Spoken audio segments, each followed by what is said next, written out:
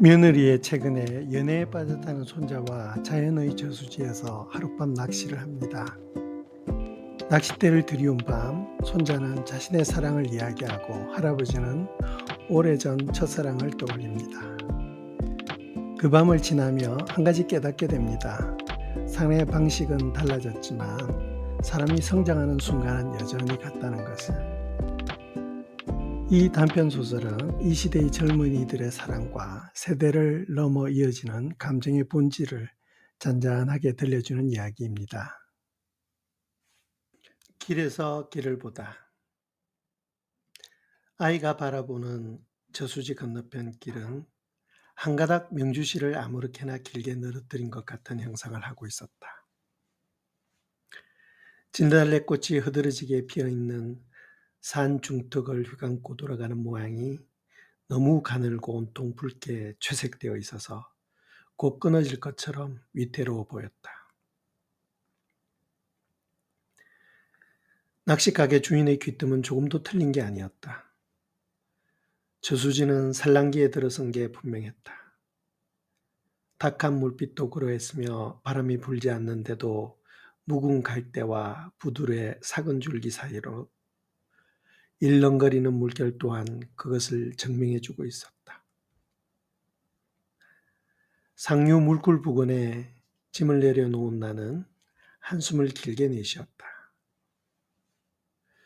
그렇다면 하룻밤 붕어를 잡으면서 아이의 마음 깊은 곳에 숨겨진 속내를 알아보고 되도록 돌려보아야겠다는 내 계획은 처음부터 차질을 빚은 셈이었다. 그래도 여기까지 온 이상 뒤돌아설 수는 없는 일이었다. 나는 아이가 하는 양을 지켜보다가 갈대와 부들이 적당히 밀집되어 있는 사이에 낚싯대를 폈다. 미끼는 지렁이를 사용하였다. 수면에서는 물비린내가 피어올랐다. 나는 문득 저수지가 여태까지 그곳에 누워 있다는 것이 고마웠다. 옛 모습을 그대로 간직하고 있는 것은 아니었지만 그동안 찾지 않았던 시간에 비하면 그렇게 많이 변한 것은 아니었다. 끝마디 하나만 수면에 보일 정도로 찌맞춤을 마친 나는 아이의 낚싯대도 팔 한 번 펴면 닿을 거리만큼 떨어진 곳에 펴주었다. 저수지의 크기는 대략 10여만 평으로 본래 사철 아무 때나 낚시가 가능한 곳이었다. 경사가 급한 중하류는 수심이 깊은 계곡형으로 여름 내내 밤 낚시꾼들이 모여들었고 상류는 말풀과 부들, 갈대 등의 수생식물이 밀집된 평지형으로 봄에 특히 인기가 있는 곳이었다. 겨울철에 행하는 얼음 낚시도 그런대로 조항이 괜찮았다. 한 가지 흠이라면 터가 세다는 것이다. 낚시하기에 적당하다고 판단되는 날에도 어느 때에는 아무 이유 없이 입질 한 번 못 받고 공치는 수가 있었다. 특히 산란기에는 입질 받기가 어렵다는 것으로 정평이 나 있는 저수지였다. 그래서 낚시꾼들이 찾는 시기는 대개 산란기인 4월을 넘기기 마련이었다. 아이는 아직도 왜 자신이 나를 따라 철이른 밤낚시를 해야 하는지 잘 모르는 것 같았다. 아니 어쩌면 무시로 터지는 며느리와 그 기관총 같은 잔소리에서 탈출하고 싶은 마음에 동행한 것인지도 모를 일이었다. 편편한 곳을 골라 바닥을 다진 다음 텐트를 치고 침낭을 펼칠 때까지도 아이는 내가 하는 양을 말없이 내려보다가 산자락을 깎아 만든 건너편 길로 자주 시선을 옮기곤 하였다. 아이가 바라보는 길은 본래부터 있던 길이 아니었다. 그 길은 사람들이 새로 낸 길이었다. 아버지와 같이 왔던 옛길은 그 산 뒤편에 내 추억만큼이나 감추어져 있는데 그곳은 아직도 포장이 되어 있지 않을 뿐더러 폭이 좁고 경사도 가팔라서 지금은 사람들이 잘 다니지 않는 상태로 방치되어 있었다. 춥지 않니? 4월 중순이라고는 하였으나 옷깃을 파고드는 바람씨가 아직 차가운데도 아이는 고개를 흔들었다. 아마 아이는 그 순간에도 그 여자아이의 모습을 그리고 있거나 아니면 그토록 며느리가 오매물만 기다린다는 고향이 조코를 생각하고 있을지도 모를 일이었다. 사실 저수지로 올 때까지 아이가 내뱉은 말이라고는 족구에 대한 것이 대부분이었다. 아이는 본래 말수가 그렇게 많은 아이가 아니었다. 묻는 말에 겨우 단답으로 입을 열 정도였다. 그런데도 그 고양이에 대해서만큼은 할 이야기가 많은 듯했다. 발장난 고양이는 주인도 몰라봐. 결국은 인사도 없이 자기 사랑을 찾아 떠나버리지. 그래서 짐승은 길러봤자 헛것이라고 하는 거야. 내가 말마금을 하였으나 아이는 아랑곳하지 않고 계속 주절거렸다. 오랜만에 만난 탓일까? 나는 갑자기 말수가 늘어난 아이가 그동안 알고 있던 손자가 아닌 것 같아서 잠시 머리가 혼란스러웠다. 그러나 아이의 관심은 며느리와는 다른 데 있었다. 그게 얼마짜린데 새끼를 낳으면 하나만 팔아도 30만 원 너끈히 받고도 남는 순종인데, 그러니까 며느리가 안타까워하는 것은 수입이었다. 그토록 애지중지한 것도 결국은 그 본심이 거기에 있다는 것을 감추지 않았다. 어디에선가 집 나갔던 놈이 제 발로 돌아온 적이 있다는 이야기를 들은 뒤로부터는 조코도 그렇게 들어오기를 바랐다. 하지만 아이는 조코가 자기가 좋아하는 세상을 찾아 떠났다는 것을 인정했다. 다만 그의 걱정은 늘 사람이 주는 사료를 먹고 자란 놈인데 바깥에서 적응할 수 있을까 하는 것이었다. 사랑도 지속하려면 우선 잘 먹어야 하지 않아요? 아이의 사건이 터지기 전까지 아들의 집에서는 2달 동안 소식이 캄캄한 조코가 언제나 화제거리였다. 수심은 2자 정도였다.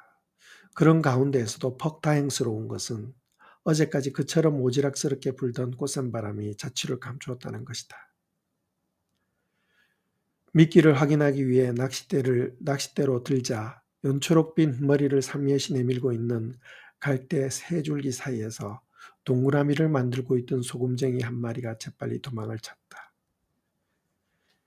이젠 그만 낚싯대 좀 보지.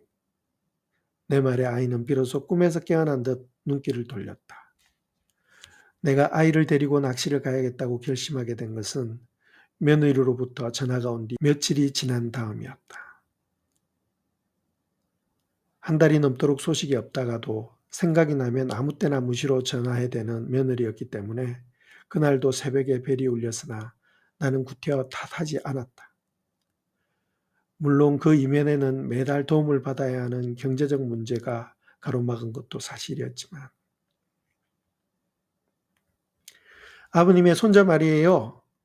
며느리의 목소리는 시작부터 다급했다. 습관대로 앞뒤를 끊고 다짜고짜 본론부터 끄집어냈다. 꼭대기에 피도 마르지 않은 녀석이 벌써 그 나이에 연애질을 하고 있잖아요. 기가 막혀서. 그게 지금 말이 되는 짓거리예요. 그런데 이번엔 내가 아무리 흘러대도 도통 들어먹질 않으니 아버님이 좀 맡아주세요. 걔가 그래도 아버님 말씀은 잘 듣잖아요. 잠기를 미처 털어내지 못했던 나는 며느리의 호들갑에 찬물을 뒤집어 쓴 것처럼 정신이 번쩍 들었다. 생각 같아서는 딱 잘라 거절하고 싶었으나 사태가 사태이므로 며칠의 말미를 얻고는 억지로 떠맡을 수밖에 없었다. 그 며칠 동안 나는 좌불안석이었다. 하지만 이상한 것은 그 아이가 엇나갔다고 하는데도 도무지 방도가 생각나지 않았다. 말려야 할 명분을 딱히 찾을 수가 없었다. 오히려 며느리가 너무 예민하게 반응하고 있는 것 아닌지 의구심도 들었다. 사실 이 같은 일은 처음부터 크게 부풀릴 일이 아닐지도 몰랐다.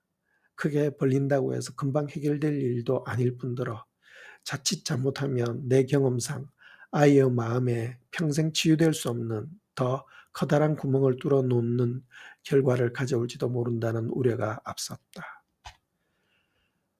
하지만 며느리는 내 생각과 달랐다. 그 사이에도 미적거리는 나를 계속 욱죄었다. 바뀐 시대를 보라는, 지금은 그런 것이 하등 허물이 될 수 없는 시대라는 내 주장은 씨도 먹히지 않았다. 이번엔 아들 6가지 응원군으로 나서서 나를 압박했다. 그들이 주장하는 것은 그 길이 아이가 걸어갈 길이 아니라는 것이었다. 이것 좀 읽어보세요. 이게 그놈이 쓴 일기장이에요. 글쎄 사랑한대요. 웃기지도 않아요. 하라는 공부나 안 하고 정말 기가 막혀서. 파투 다가서는 며느리의 기세는 꽃샘 바람보다 더 차갑고 매서웠다.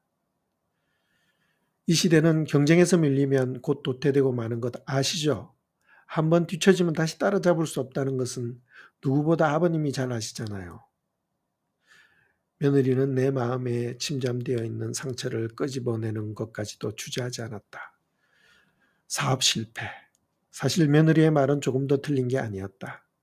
그 뒤 밤을 하얗게 밝히면서 남들보다 몇 곱절 발버둥을 쳐보았지만 결국 제자리를 되찾지 못하지 않았는가. 그때 문득 뇌리에 떠오른 것이 내 아버지였다. 고등학교 2학년 시절 아버지와 단둘이 하룻밤을 밝히며 낚시했던 저수지. 그곳은 그 뒤에도 마음이 울적하거나 아버지가 생각날 때면 이따금 혼자 찾고 나는 곳으로 지리도 익숙할 뿐 아니라 낯설지 않아 아이와 더불어 하룻밤을 보내기에는 안성맞춤이었다. 예상은 빗나가지 않았다. 두어 시간이 지나도록 입질은 없었다. 가끔 미끼를 건드린 녀석이 있기는 하였으나 그것은 붕어가 아니라 나들이 나온 피라미들이었다. 하긴 수면을 가르며 붕어들이 튀어오르고 또 산란할 곳을 찾는 그것들로 인해서 때없이 수초더미가 움찔움찔 흔들리는데 미끼에 정신을 쏟을 놈이 어디 있겠는가. 사랑이 먹는 것보다 우선순위라는 것은 미물인 물고기들도 마찬가지 모양이었다. 아이는 지루한 모양이었다. 의자에 앉은 채 하품을 몇 번 터뜨리던 아이는 어느새 자신만의 놀이를 찾은 듯했다. 게임을 하기 위해 핸드폰 버튼을 두드리는 손가락이 매우 빠르게 움직이고 있었다. 뭐해? 게임. 재밌어? 그냥. 아이는 소리 없이 웃음을 흘렸다. 얼마나 닥달당했을까. 나는 아이의 얼굴을 돌아보다가 나도 모르게 혀끝을 찼다. 그렇게 보아서 그런지 얼굴도 수척해진 것 같았다. 직접 목격한 것은 아니지만 며느리의 승리로 짐작한데 그쯤은 충분히 유추할 수 있는 일이었다. 그렇지만 며느리에게 지지 않고 애명글면 버텨낸 아이가 한편으로는 꼭 껴안아주고 싶을 만큼 가상하고 대견하기도 하였다. 나와 다르다는 것이 자랑스럽기까지 했다. 1m 80cm에 이르는 신장으로 치면 벌써 다 컸다고 할 수 있지만 아이는 이제 겨우 중학교 3학년이었다. 내가 보기에는 아직도 어린 티가 완연한 미성년이었다. 어릴 때부터 무르고 어리뜩하여 때로는 학교에서 친구들의 놀림감이 되기도 하였던 아이였다. 더구나 이번 일이 벌어지기 전까지 공부벌레로 며느리의 말이라면 무조건 순종하던 아이였다. 특히 내성적이어서 사귐성도 부족했으며 잔 부끄러움도 많이 탔다. 그러니까 지금까지 내가 알고 있던 아이는 한마디로 숙맥 중에 숙맥인 셈이었다. 그런데 얌전한 고양이가 부뚜막에 먼저 올라간다고 그런 아이가 며느리가 기절초풍한 사고를 저지른 셈이었다. 그런데 무엇이 그렇게 연약했던 아이를 변화시켰을까? 아이와 사귄다는 여자아이를 직접 만나본 적이 없었다. 그러나 며느리의 말에 의하면 그 아이는 키와 몸피도 평균치를 훨씬 웃도는 게 한눈에도 벌써 감대사납게 생겼으며 더구나 고등학교 2학년으로 그러니까 2년 연상이라는 것이었다. 며느리가 특히 강조하는 것은 여자답지 못하다는 점이었다. 그 아이는 소위 학교에서 논다는 축으로 선생들 사이에도 이미 소문이 짜한 아이라고 했다. 제가 웬만하면 져주려고 했어요. 까짓 가봤자 얼마나 가겠어요. 자식 이기는 부모 보셨어요? 그러나 이건 아니죠. 결과가 너무 빤하잖아요. 그런데도 막지 않는다면 그건 부모가 아니죠. 안 그래요? 며느리는 침을 튕겨가며 얼러대듯 말했다. 나는 고개를 주걱거렸다. 그건 맞는 말이었다. 자식이 잘못되는 것을 뻔연히 알면서도 외면한다면 직무유기 아니겠는가. 그런데도 내가 과감히 나서지 못하고 자꾸 미적거리며 아이를 감싸려는 것은 또 무엇 때문일까? 내가 사랑을 알게 된 것은 정말 우연이었다. 고등학교 2학년 시절이었다. 어느 여름날 학교에서 돌아오던 나는 우연히 길에서 한 여자를 목격하게 되었는데 그녀는 바로 우리 집 건너편 적산가옥 2층에 사는 그러니까 내 방에서 빤히 들여다 보이는 곳에 보름 전쯤에 새로 이사 온 양색씨였다. 물론 처음엔 그녀가 내 가슴에 지울 수 없는 흔적을 남기게 될 줄은 상상하지 못했다. 하지만 그렇게 될 줄 알았다면 일찌감치 뒷걸음치고 말았을지도 모를 일이었다. 사건의 발단은 초콜릿 한 조각이었다. 그녀가 웃으면서 건네준 초콜릿 한 조각.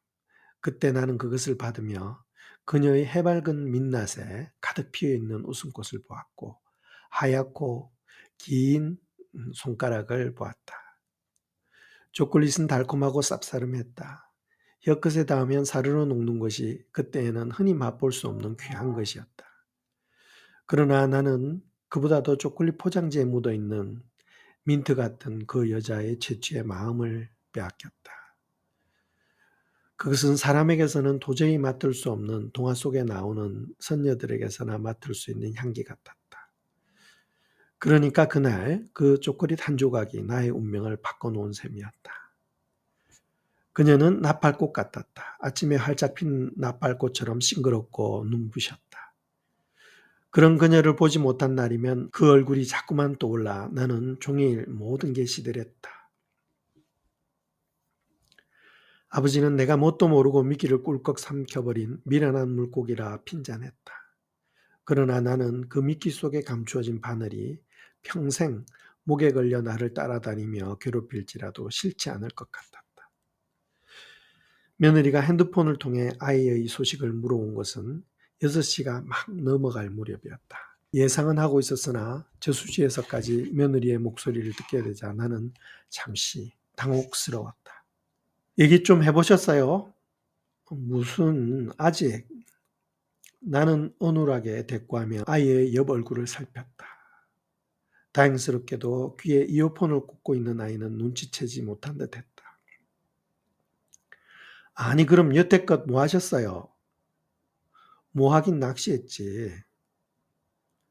아무튼 전 몰라요. 걔가 마음을 잡는 건 이제 아버님 손에 달렸어요. 나는 적답을 피했다. 며느리는 나중에 또 전화하겠다고 말하고 일방적으로 끊었다. 조코에 대한 이야기는 없었다. 어쩌면 며느리는 벌써 그 고양이를 까맣게 잊고 있는지도 모를 일이었다. 빈 낚싯대를 들어 미끼를 다시 갈아주고 나는 혼자 가만히 따져보았다. 며느리의 자식사랑 방식이 모두 틀렸다고는 할 수 없었다. 아이가 사랑한다는 그 여자아이를 자신의 잣대대로 잰다고 해서 반드시 옳지 않다고 할 수도 없었다. 그것은 며느리의 주관이고 그녀의 절대권인 셈이었다.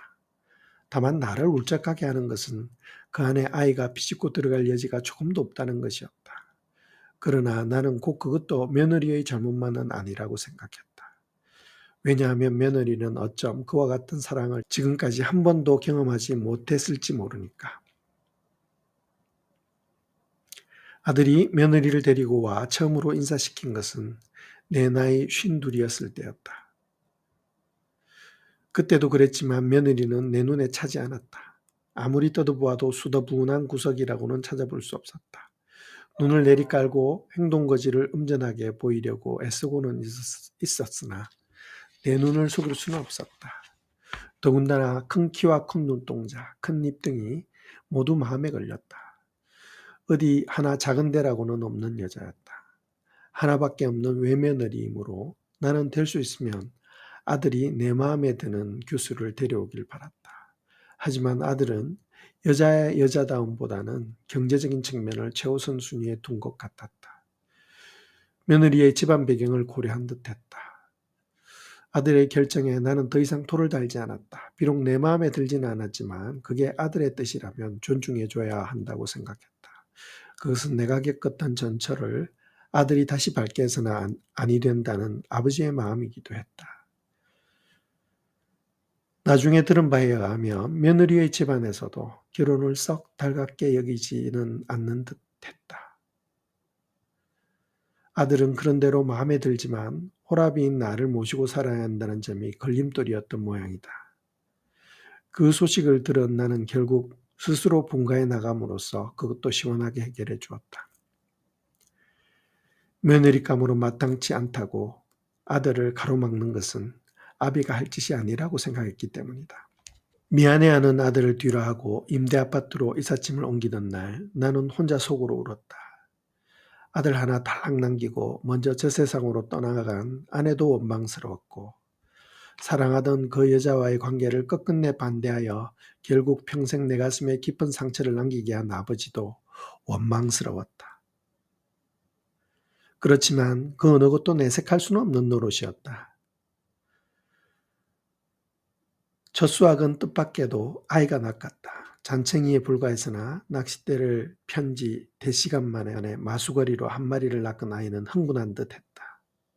할아버진 뭐해?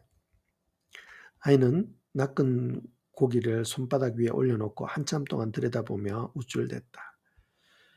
바닥거리는 물고기의 황금빛 비늘이 오후 햇살을 받아 반짝거렸다. 어렸을 때부터 낚시를 따라다닌 아이는 붕어를 잡는 데는 어린아이답지 않게 능숙한 데가 있었다.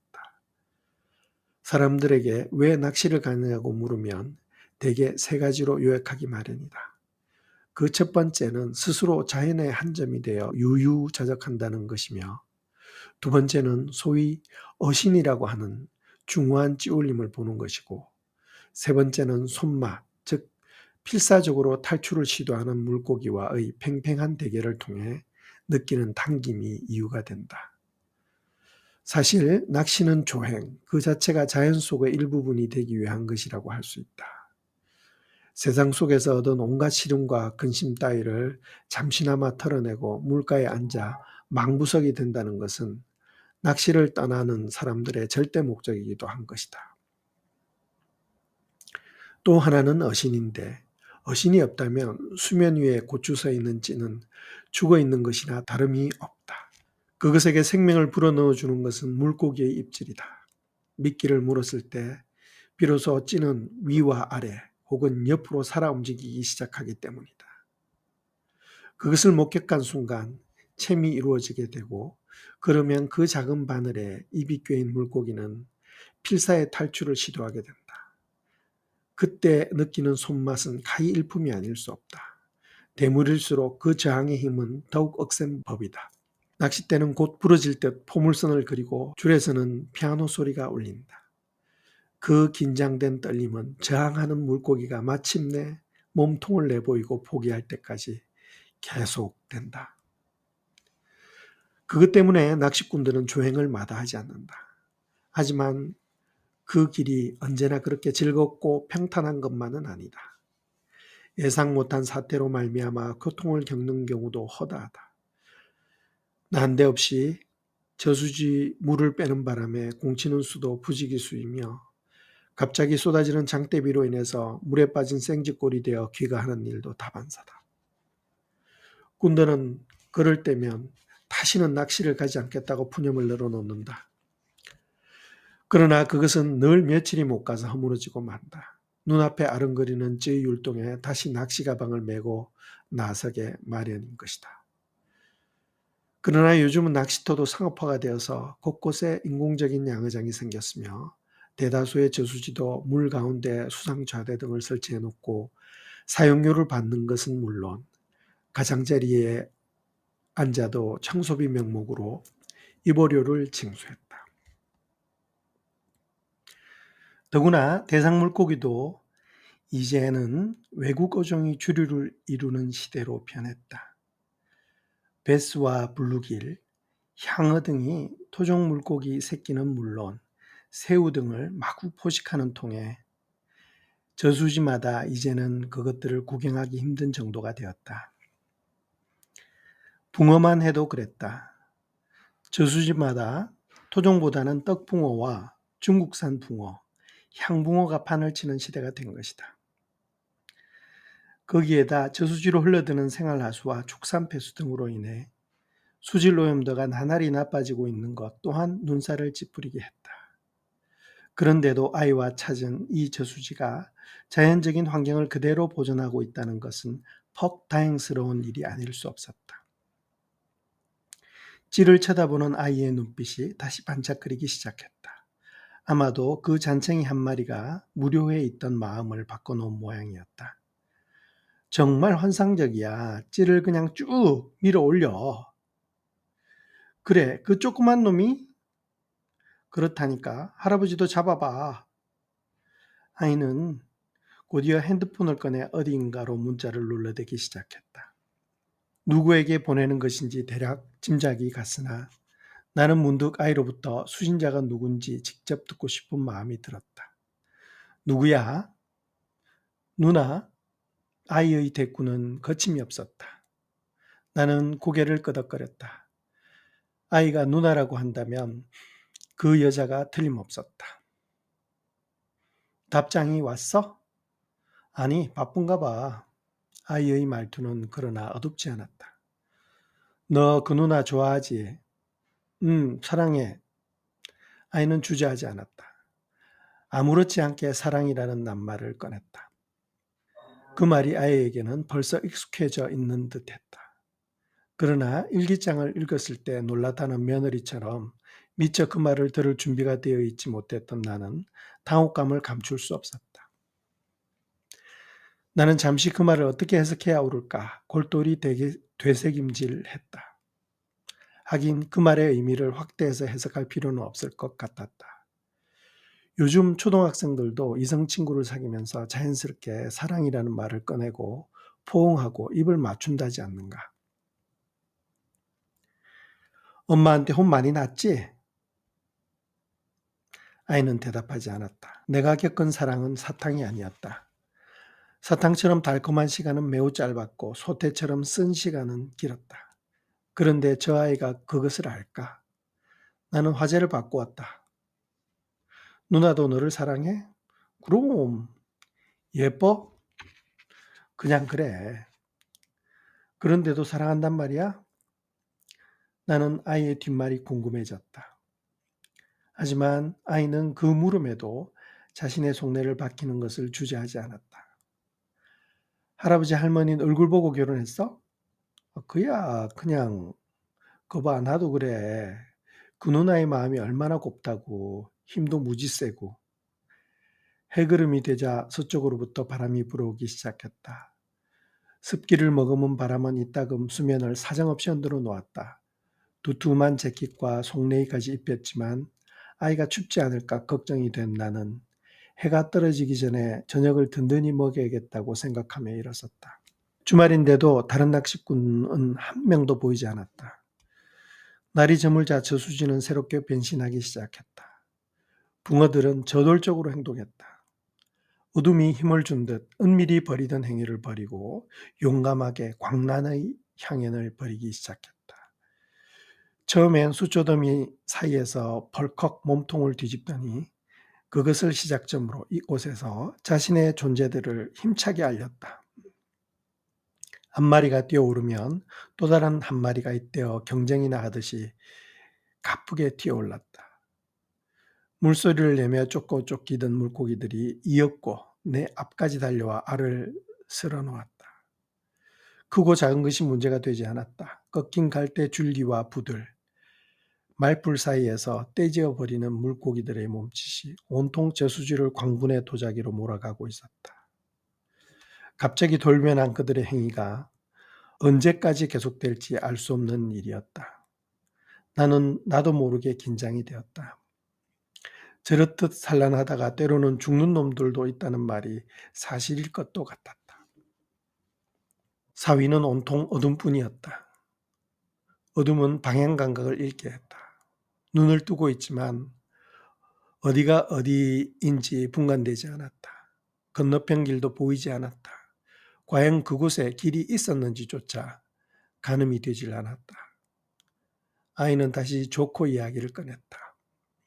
나는 가끔 말창견을 해가며 아이의 이야기를 듣고 있었다. 조코가 얼마나 먹을 것을 바치는 줄 알아? 아이의 말에 조코는 고기를 굽거나 생선을 굽는 낌새를 알기만 하면 어느새 식탁에 먼저 올라앉곤 했다는 것이다. 어디에서 무엇을 하는지 종일 보기 힘들다가도 그때가 되면 틀림없이 그 우아한 잣대를 볼 수 있었다고 했다.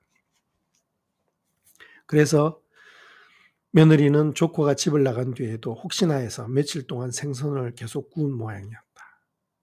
물론 아무 소용이 없었지만 아이는 그 바람에 생선이라면 침물이 날 지경이 되었다고 했다. 깍쟁이야 조코는 우리 식구들이 얼마나 자기를 사랑했는데 그것은 나도 잘 알고 있었다. 며느리는 물론 아이도 그놈을 안고 내려놓지 않았다. 하지만 고양이는 역시 고양이일 뿐이었다. 사람의 사랑보다는 동족의 사랑을 더 그리워했을지도 모를 일이었다. 할아버지, 그런 놈인데 밖에서 살아갈 수 있을까? 아이는 그것이 또 걱정스럽다는 투였다. 나는 소리 없이 웃고 말았다. 벌써 몇 번째 똑같은 질문인가? 나는 사람들이 왜 아이가 나를 닮았다고 하는지 비로소 알 것 같았다. 나도 그때는 그런 마음이었다. 그 여자가 나에게는 이런 방구도 없이 어느 날 갑자기 어딘가로 이사를 가고 난 뒤 내가 가장 먼저 걱정한 것은 죽음이었다. 밀려드는 허탈감이나 아픔, 그리움 따위는 뒷전이었다. 이유는 분명하지 않았지만 내가 곁에 없으면 그 여자가 꼭 죽을 것 같다는 두려움이 밀물처럼 엄습했다. 책가방을 옆구리에 낀 채 시도 때도 없이 미군 부대 앞을 서성거린 이유도 그것 때문이었다. 혹시 소식을 들을 수 있을까?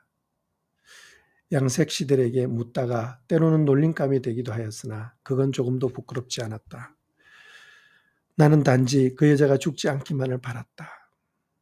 비록 아버지로 인해서 당장 소식이 끊어진 채 헤어져 지낼 수밖에 없다 손치더라도 어느 하늘 아래서든지 살아있다면 반드시 나중에는 다시 만날 수 있다고 확신했다. 책에서 읽은 것처럼 꼭 그렇게 될 거라고 믿었다. 하지만 나는 그때 그 여자가 나를 알기 전부터 미군을 상대해 온 양색씨라는 것을 미처 깨닫지 못하고 있었다. 찌는 말뚝이었다. 찌 끝에 씌워놓은 초록빛 케미라이트가 깜빡거리며 졸고 있었다. 몇 번 허챔질하던 아이도 그만 시들해졌는지 하품을 길게 터뜨렸다. 그런 속에서도 붕어들의 산란은 끊임없이 이어지고 있었다. 갑자기 코앞에서 꼬리 지느러미로 물을 힘차게 차며 몸부림치는 통에 화들짝 놀라게 한 적이 한두 번도 아니었다.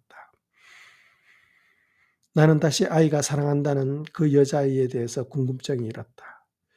그 누나 공부 잘해? 헐, 할아버지도 엄마처럼 그런 걸 중요하게 생각해? 아이는 또 하품을 터뜨렸다. 좀 노는 아이라며? 짱이야. 다시 커진 아이의 목소리가 어두운 수면 위로 멀리 퍼져나갔다.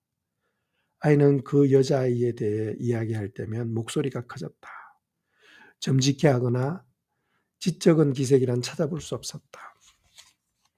아이의 목소리에 놀랐을까? 갈대 부근에서 갑자기 물고기 여러 마리가 한꺼번에 튀어오르는 소리가 들렸다. 결혼할 거니?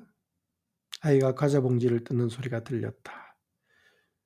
그 누나한테는 또 다른 형도 있어. 나는 깜짝 놀랐다.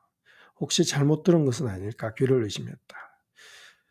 그렇다면 아이는 지금 삼각관계에 빠져 있단 말인가? 나는 나도 모르게 아이보다 더 목소리를 높였다. 그럼 그걸 알면서도 너를 사랑한단 말이야? 그럼 뭐 안 돼? 나도 또 다른 여친이 생길 수 있잖아. 그렇게 되면 헤어지는 거지 뭐 서로 쿨하게. 아이는 걱정 없다는 투였다. 나와는 달리 말투에는 웃음기까지 묻어 있었다. 나는 아이를 뚫어지게 돌아보았다. 언제 이렇게 부쩍 컸을까? 아이는 지금까지 내가 알고 있던 아이가 아니었다. 어느새 이 시대를 살아가는 당당한 아이로 성큼 자라 있었다. 아이의 말에 전적으로 동감할 수는 없었지만 나는 아이를 통해 지금까지 모르던 또 다른 세계를 본 것 같았다. 그 여자를 알게 된 뒤부터 나의 저녁 일과는 기다림의 연속이었다.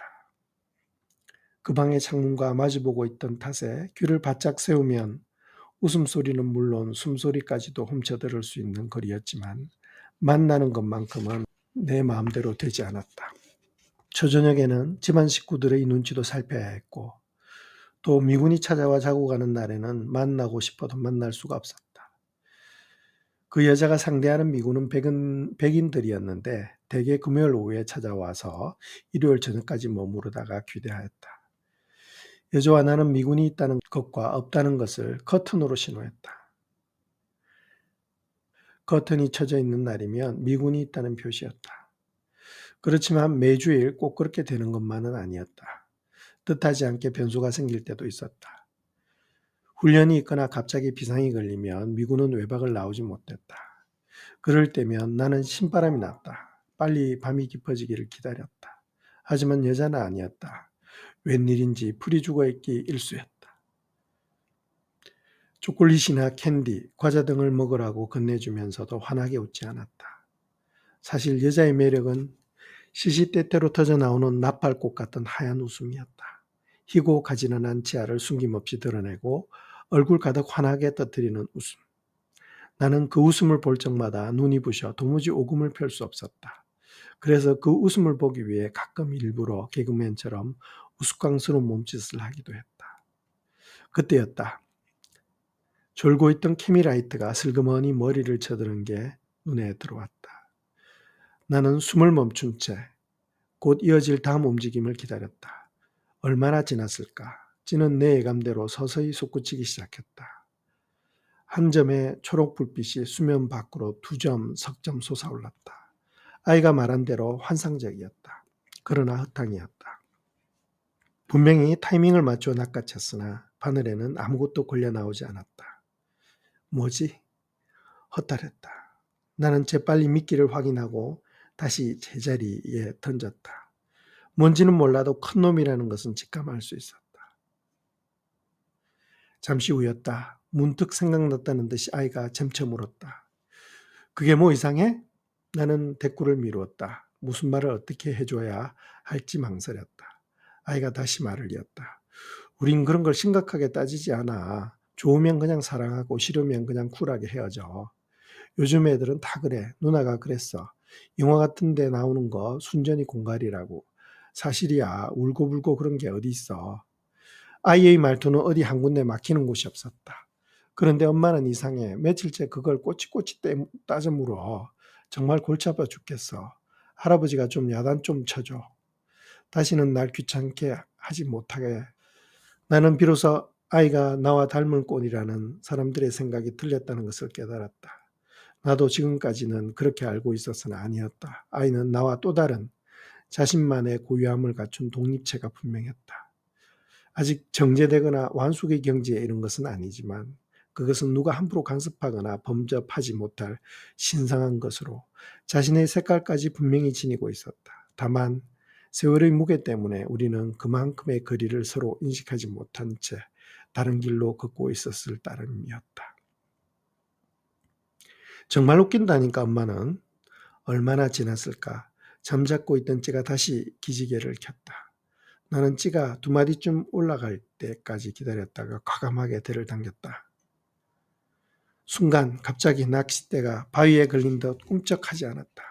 그러나 그것은 바위에 걸린 게 아니었다. 곧이어 낚싯대가 물속으로 빨려 들어가는 느낌이 손끝에 전해져 왔다. 그러면 그렇지. 나는 쾌재를 불렀다. 가슴이 뛰었다. 몇 분이 지났을까? 수면을 휘저으며 기세좋게 대결을 벌이던 붕어는 마침내 배를 허옇게 드러낸 채 가쁜 숨을 몰아쉬기 시작했다. 눈대중으로 어림짐작해도 월척이 되고 남을 만한 크기였다. 아이가 달려왔다. 아이의 기뻐 외치는 소리가 밤하늘로 퍼져나갔다. 산란기에도 가끔 이와 같은 횡재를 할 수 있다는 소식을 들었으나 직접 겪기는 나도 이번이 처음이었다. 조금 전 미끼를 물었다가 뱉은 놈이 이놈인지는 알 수 없었다. 하지만 똑같은 자리에서 똑같은 입질을 받았다는 것으로 짐작해 볼 때 이놈이 그놈이라는 것을 유추할 수 있었다. 본래 붕어의 기억력은 0.4초밖에 되지 않는다. 그러나 붕어가 사람과 다른 점이 있다면 태어나는 순간부터 부모의 곁을 떠나 혼자서 성장한다는 점이다. 그 기억력으로 자신만의 길을 더듬어가며 사랑하고 생존해 간다는 것이다. 하지만 여자와의 달콤한 미래는 그래 오래가지 못했다. 아버지로 인해서 6개월 만에 끝나고 말았다. 어느 날 밤 아들의 공부하는 모습을 훔쳐보기 위해 슬그머니 올라왔던 아버지는 건너편 이정집에서 노닥거리는 나의 목소리를 듣게 되었으며 그 방이 다름 아닌 양색 씨의 방이라는 것을 알게 되었다. 그러나 아버지는 예사 사람이 아니었다. 생각이 깊은 분이었다. 당장 요절을 낼 수 있는 상황이었지만 서두르지 않았다. 그것 때문에 혹시라도 발생할 수 있는 불상사를 방지하기 위해서 계획을 세웠다. 그 계획은 치밀하고 견고했다. 그러니까 얼마 지나지 않아 저인만 같은 그 계획 안에 여자와 나는 포획당하고 만셈이었다. 아버지는 먼저 양석씨를 만나 조용히 타일렀다. 그때 두 사람 사이에 정말 금전이 오갔는지는 밝혀지지 않았지만 아무튼 아버지가 소문나는 것을 원치 않았다는 것은 알 수 있었다. 다행히도 양석씨는 아버지의 말대로 고분고분 잘 따라주었다. 하긴 미국에 가고 싶어 안달하던 여자가 까까머리 고등학생을 평생 반려자로 마음에 두고 있을 리는 만무한 일이었다. 그 뒤 아버지가 착수한 것이 아들인 나였다. 곡절도 모른 채 어느 날 저수지로 끌려간 나는 밤낚시를 하면서 아버지로부터 간곡하면서도 진솔한 말을 귀가 따갑도록 들어야 했다. 그것은 힘으로 억압하며 해결하는 것이 아니었다. 절절함이 비어있는 간청이었으며 부탁이었다. 우리래 비록 전쟁 같으나 피난 내래와 계지구 있게 살지만 뼈대 있는 집안인 줄은 너도 알지? 더군다나 내래 3대 독자 아이가 기린이 끼니 천이를 사귀어도 서로다가 격이 맞는 아이를 만나 사귀어야 하디 않간? 아버지의 주장은 틀린 데가 없었다. 그러나 그때 나는 그것이 내 길은 아니라고 생각했다. 아버지의 길이라고 여겼다. 그래서 몇 번 심하게 반발도 했다. 그러나 아버지는 괴념치 않았다. 그럴수록 더욱 끈질기게 다가와 부둥켜 안았다. 옛날부터 길이 아니면 가디도 말라고 해서야. 그날도 조항은 좋지 않았다. 동이 틀 때까지 붕어 두어 마리가 고작이었다. 신랑이는 낚싯대를 사이에 두고 밤새껏 이어졌다. 그러나 동이 틀 무렵 나는 결국 고집을 꺾고 말았다. 길에도 정 못 이갔으면 내래 대학교에 들어간 다음에 다시 한번 생각해 보자꾸나. 이땐 내래 아무 말 안 갔어. 나는 그 말을 믿고 붙들었다. 그까지 1, 2년쯤이야 얼마든지 기다릴 수 있을 것 같았다. 며느리로부터 다시 전화가 온 시각은 자정이 가까울 무렵이었다. 예상은 하고 있었지만 며느리는 몹시 화가 나 있었다. 대뜸 아이를 바꿔달라고 했다. 몇 번씩 문자를 넣어도 아이가 답신을 주지 않는다고 당조짐을 놓았다. 핸드폰을 건네받은 아이는 실뚱머룩한 얼굴이었다. 한참 동안 듣고 있던 아이가 뱉은 말이라고는 알았어. 전화 끊어가 전부였다. 나는 아이에게 무슨 말을 하더냐고 묻지 않았다. 듣지 않아도 며느리가 한 말이 상상되었던 까닭이다. 입질은 더 이상 없었다. 또 다른 놈이 계속해 줄 것으로 기대하고 기다렸으나 고추선 초록불은 꼼짝하지 않았다. 그렇지만 붕어들의 산란은 끝날 줄을 몰랐다. 마치 그 밤이 마지막 밤이라도 된다는 양 피어나는 물안개 사이로 알을 쓸기 위한 몸부림이 계속 이어지고 있었다. 며느리의 전화를 받고 난 뒤 아이는 기분이 몹시 상한 듯했다. 어떻게 만났나는 둥, 나도 한번 만나볼 수 있겠냐는 둥, 여자아이에 대한 질문을 던져 봤으나 대꾸하지 않았다. 하품을 몇 번 베어 물던 아이는 결국 말없이 텐트 안으로 들어가 버렸다. 밤이 깊어지면서 저수지에는 4월의 냉기가 내려앉기 시작했다. 날이 밝자 어둠 속에 갇혀있던 것들이 다시 제 모습을 드러냈다. 이제 막 물이 오르기 시작한 나무가 보였으며 나무와 나무 사이로 붉은 기운이 채 가시지 않은 하늘이 보였다. 드넓은 수면도 다시 보였고 가뭇 없는 길도 그 모습을 드러내었다. 산비탈을 깎아 만든 건너편 길은 어제와 다름없이 진달래 꽃으로 빨갛게 물들어 있었다. 몇 번의 마른 기침을 뱉어낸 나는 아이를 깨웠다. 기지개를 켜며 일어난 아이는 기분이 다시 살아난 듯 했다. 나를 보자 환하게 웃었다. 아침 햇살을 받고 선 아이는 어제보다 한 뼘은 더 자란 듯 했다. 이윽고 나는 펼쳐놓은 짐들을 주섬주섬 챙기기 시작했다. 그러자 시키지도 않았는데 아이가 거들고 나섰다. 어제와는 전혀 다른 모습이었다. 나는 숨을 크게 한번 들이마셨다. 폐부로 물비린내가 파고들었다. 이제는 돌아갈 시간이었다. 며느리가 요구한 것은 얻지 못했지만 나는 괴념치 않았다. 그보다 더 큰 것을 수확한 기분이었다. 가는 길은 온 길을 되짚어 가는 것이므로 익숙할 법한데 도 그런데 왠지 나는 그 길이 자꾸만 새롭게 느껴졌다. 멀리에서는 명주실을 한 가닥 늘어놓은 것 같이 위태롭게 보였으나 가까이에서 본 길은 2차선으로 폭도 제법 넓었으며 시멘트 포장까지 되어 있어서 그런 염려가 전혀 없었다. 나는 되도록 천천히 차를 몰았다.